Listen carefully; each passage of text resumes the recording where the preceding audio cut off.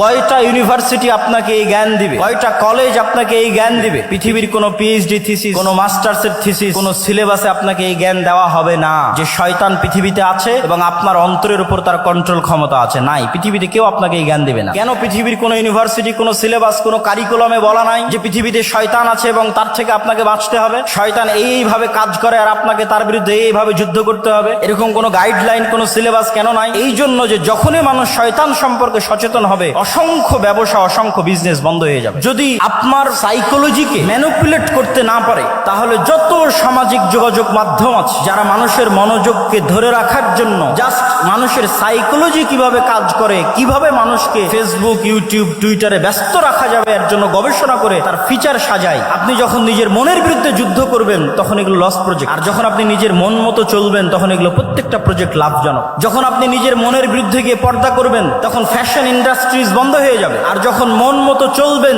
তখন fashion ইন্ডাস্ট্রিজের business চলবে। এরকম প্রত্যেকটা ধাপ আছে যা শয়তান ম্যানুফ্যাকচার করে রেখেছে পৃথিবীর মানুষকে ভুলিয়ে রাখার জন্য। কি ভুলিয়ে রাখবে? সালাতের কথা? জি না। শয়তান আপনাকে কি ভুলিয়ে রাখবে? সিয়ামের কথা? জি না। শয়তান আপনাকে ভুলিয়ে রাখবে মৃত্যুর কথা। আলহাকুমুত তাকাসুর হাত্তা যুরতুমুল মাকাবির।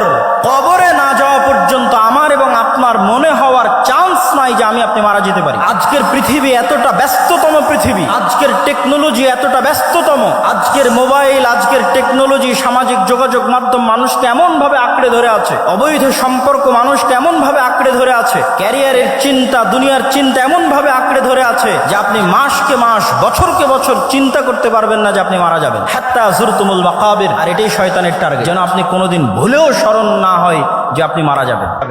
ওই যে আল্লাহর নবী বলল, আমার শয়তান আত্মসমর্পণ করেছে, আপনার শয়তান আত্মসমর্পণ করবে।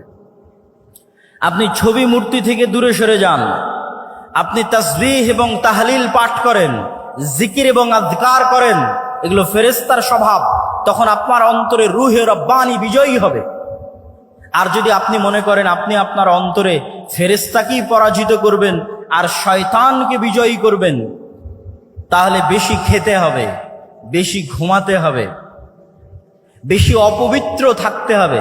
এই জন্য যারা শয়তানের গোলাম হয়, যারা শয়তানের দাস হয়, প্রকৃত অর্থে যারা শয়তানের ইবাদত করে, তাদের ইনস্ট্রাকশনের মধ্যে দেওয়া থাকে তাকে অপবিত্র থাকতে হবে।